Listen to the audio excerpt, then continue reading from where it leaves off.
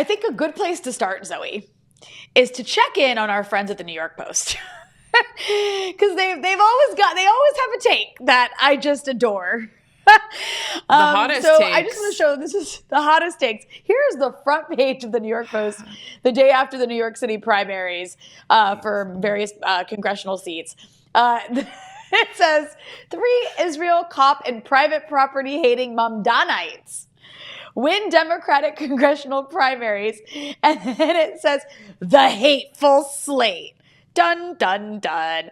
And then it's funny because usually if you're going to they picked a horrible photo of Brad Lander. He looks ridiculous. And of Claire Valdez. But that photo of Mamdani and of Daria Lisa, they look great. So they didn't, I feel like you should pick bad photos if you're going to mock people, not ones that make them look good. So just a little bit of feedback from the New York Post from your friend over at Breakthrough News. We know you're listening. We know you're watching. But no, I think that is just a really good opener to the importance of what took place. You had these 3 candidates in these Democratic primaries. You had Brad Lander beating Dan Goldman, Claire Valdez succeeding, I should say, Nidia Velasquez, and you had Daria Lisa Avila Chevalier. I'm sorry if I'm butchering her name, because she always says it with a Spanish accent, so I'm not sure how non-Spanish accented people say it. But she unseated the 5-term incumbent Adriano Espelat, who, the people they beat were all pretty awful, especially Dan Goldman and Adriano Espelat. These 3 were all Mamdani-endorsed candidates. They all ran explicitly on a pro-Palestine platform and a platform of economic justice. DSA, I think they're all DSA members. So they call themselves Democratic Socialists. They all won by a lot. And it's important to note that AIPAC poured a ton of money into their opponents, but that clearly did not matter here. And, this is really part of that sort of Mamdani earthquake that's happening in certain corners of the Democratic Party. And he's proving, at least in New York City, to be quite the kingmaker, because this is really shifting New York state politics. And it'll be interesting to see how this plays out once these people are in Congress, because, are they going to support Hakeem Jeffries being the Democratic speaker? We'll see. How are they going to get along with their colleague Richie Torres, who is very much, one of the biggest recipients of AIPAC funding, is such an opportunistic, robotic, inauthentic hack who just loves Israel and genocide. AOC, by the way, was kind of nowhere to be seen here. She was busy doing an ad with Letitia James, even though Letitia James was at the Israel Day Parade. But that's another issue. It's very New York-centric, and I don't want to be too New York-centric here. But there was a bit of a meltdown. And I'm going to get to a few different aspects of this. And I promise to those who are like, Rania supports the Democratic Party now, I'm actually going to get to that, because I absolutely do not. But there was a bit of a meltdown. You had Mike Johnson, the Republican Speaker of House, warning about, he said, mini Mamdanis are popping up all over the country, which kind of sounds awesome to me. But I guess if you don't like Mamdani, that's really scary. You had Stephen Miller absolutely losing his mind. He was talking about how the Democratic Party now supports no police and criminals raping and maiming with impunity, and kids taught from age 2 to hate God, their parents, their own gender. Hold on, let me just finish quoting him because it's unhinged. Well, actually, maybe that was the end of what I wrote down of what he said, but it was crazy. And then he also tweeted out against immigrants. Yeah, that was what I was going to say. He said Democrats imported a new electorate, meaning immigrants, and that electorate is now remaking Congress and also doesn't know how to speak English. Well, it's interesting. He points out the fact that so many of New Yorkers are bilingual, and scientific studies show that if you speak more than one language, your cognitive abilities are higher. But anyways. Well, I guess Stephen Miller only speaks English, so that's why his cognitive abilities are not. So then you had also on the Democratic side of things, you did have this total meltdown by James Carville, who's now calling for a schism in the Democratic Party, saying he wants nothing to do with these candidates. He can't be a part of this party. And I'm going to get to this, but I think he makes a good point in the sense that I actually don't think that you can have a party that includes people like James Carville and people like Claire Valdez. And that's why this is unsustainable. But, I also want to point out everybody, Meghan McCain was like, oh my God, I'm so worried about my Jewish brothers and sisters. It's really scary to be in New New York now. And I'm like, dude, Brad Lander, a Jew, beat Dan Goldman, another Jew. Like in a very Jewish district, yes, by the way. Like, Jews voted for him and voted for the other candidates too. So, like, those Jews, I think, are doing fine. It's just absurd. All of it's absurd. I mean, even if Brad Lander wasn't Jewish, it's still absurd to say that New York is unsafe for Jews. That framing is deranged. But of course, entirely expected. But I think, one thing I want to point out here, Zoe, is that Palestine has really become a litmus test in these primaries. It's like a through line. These three ran on an explicitly pro-Palestine, anti-genocide platform. It was the most emphasized issue of these races. And they all won on that issue. And I think that the lesson here is that, for a lot of voters who are looking at candidates in these primaries, they see AIPAC as incredibly toxic, and they also recognize that if AIPAC can buy your soul on genocide, on this defining moral issue of our time, these voters now take that as proof that you can be bought on anything. You can be bought to be against healthcare for everyone. You can be bought by the pharmaceutical companies. You can be bought by the war machine.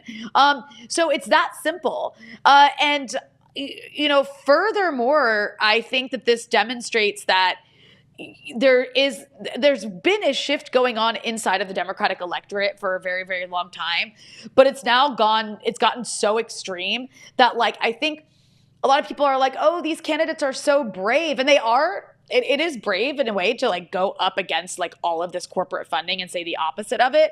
But I also want to note that this is a result of a movement that has mainstreamed this, and a genocide that has mainstreamed this.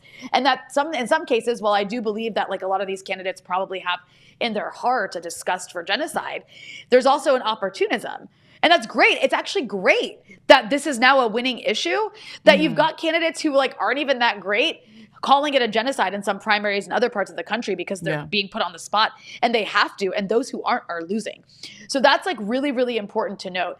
And it's like, to have woken up in Lebanon to have watched this was really cool, because I'm just thinking about the fact that a few weeks ago, Rashida Tlaib introduced a war powers resolution in Congress, and Dan Goldman, who was just unseated by Brad Lander, actually voted against that war powers resolution and put out a letter as to why it was wrong. He was also, by the way, this guy, like, Dan Goldman is so bought by the war machine, so bought by the pro-Israel lobby. He led an effort against Rashida Tlaib years ago to censor her for opposing genocide, and he framed it as anti-Semitism. Like, good riddance getting rid of that piece of shit. Brad Lander is infinitely better. Like, yes, he calls it a genocide, supports cutting off weapons to Israel. However, he also does call himself a Zionist. And people are right to flag that. Like, that is like, what? What are you doing, dude? Why would you still call yourself a Zionist? Like, he's saying all the other right things, but then calling himself a Zionist. So I don't understand that. We're actually working on getting him on the show, and I would like to push him on that, because I think it's, like, problematic to be characterizing yourself that way.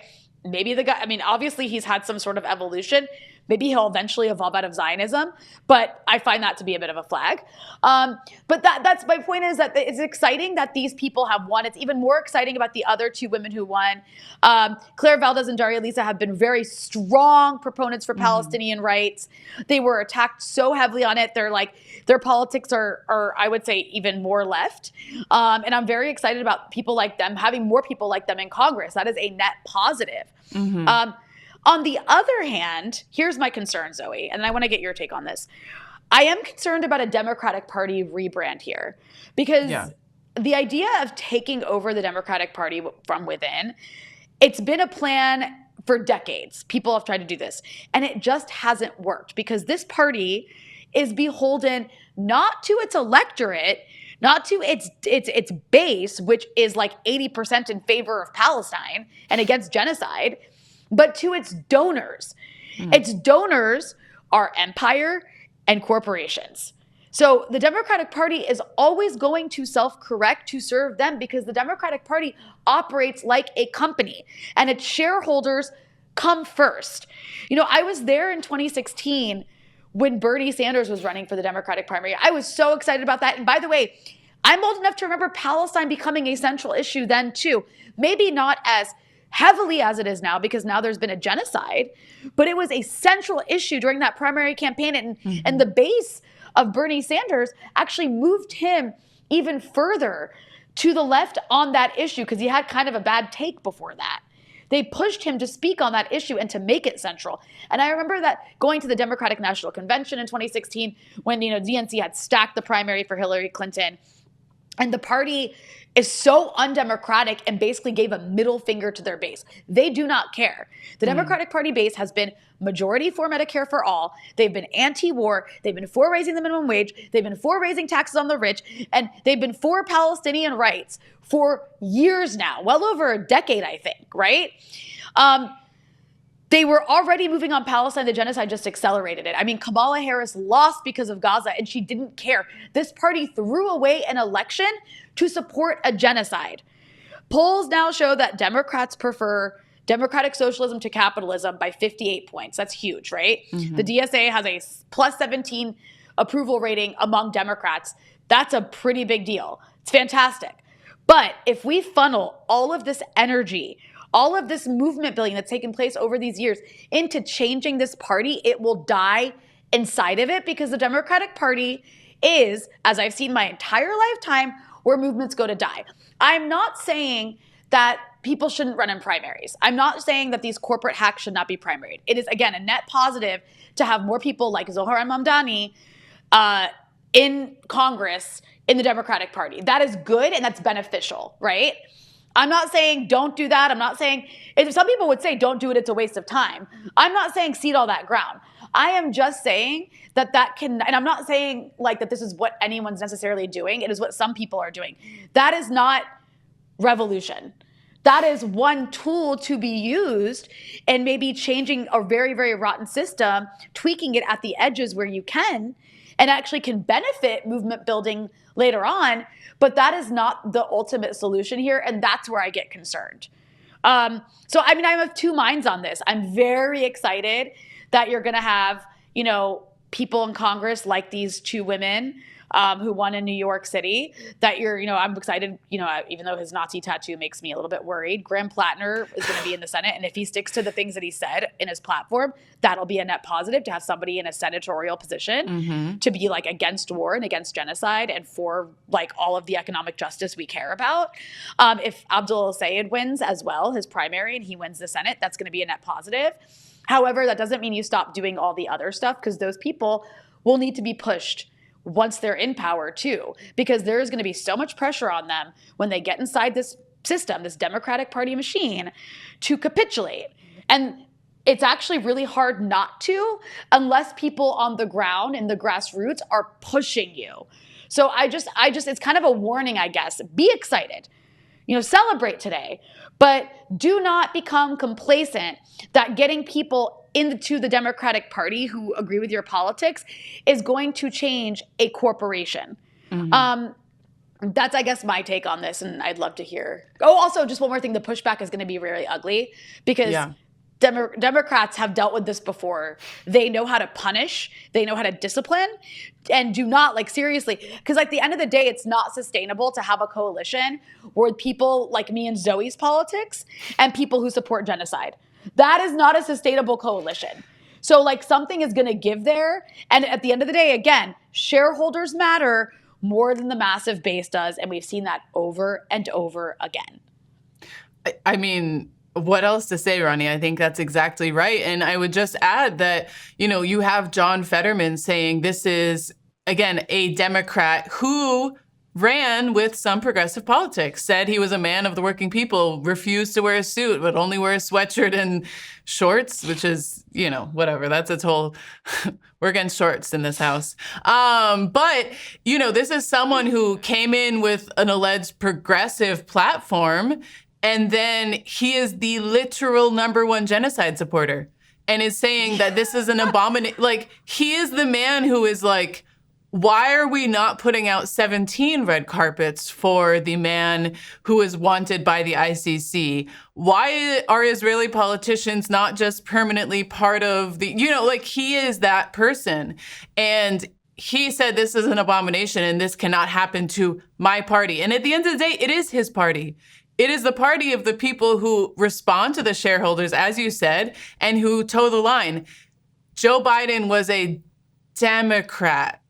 Joe Biden was a president funneling money to the Israelis during the genocide and supporting in all possible ways and manners so that Israel could continue a genocide.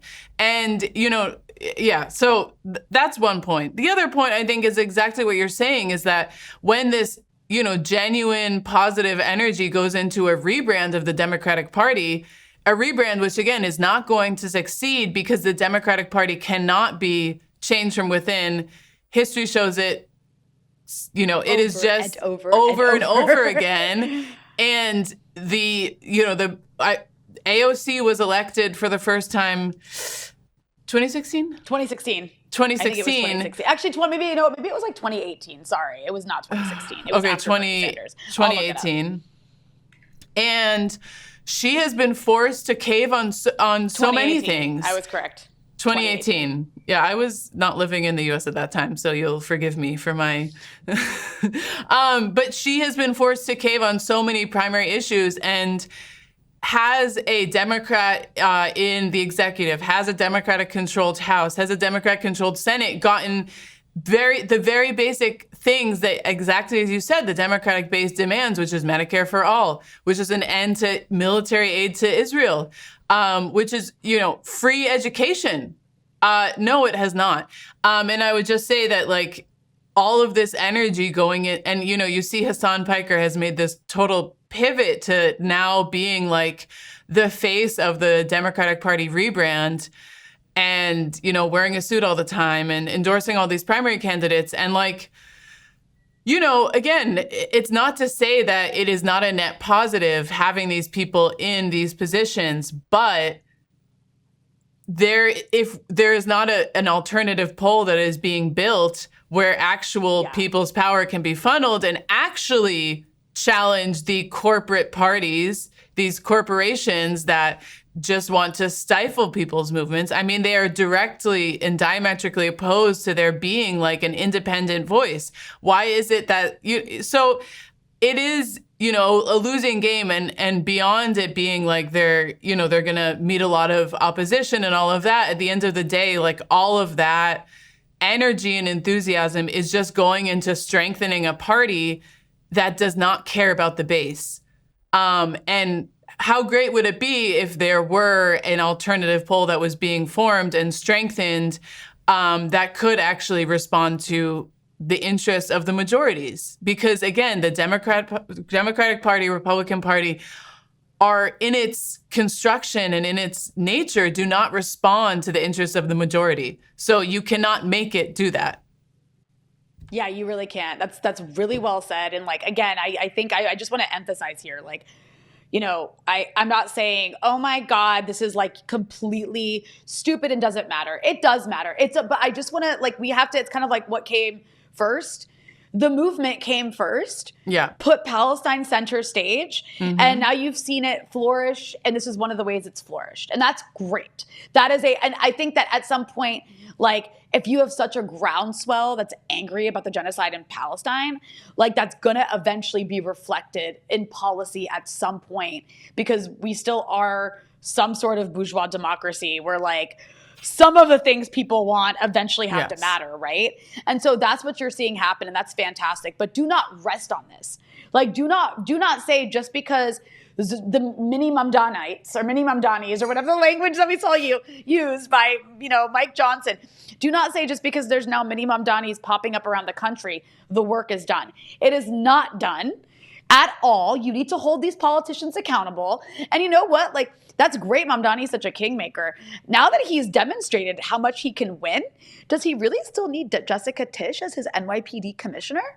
He should be pushed on these things. And listen, he's done some great stuff. He didn't go to the New York Israel Day parade like Letitia James did, who's, by the way, basically come out against him endorsing these candidates in a New York Times article. It was kind of hilarious. I'm like, wow, lady, you really just turn. This is what I'm saying. How are you supposed to be in coalition with these people who rub elbows with fascists.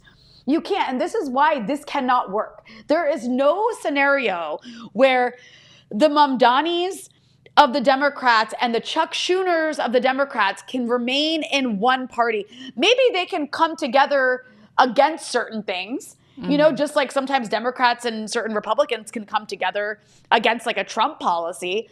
But as a party, it just doesn't work. It is a pipe dream.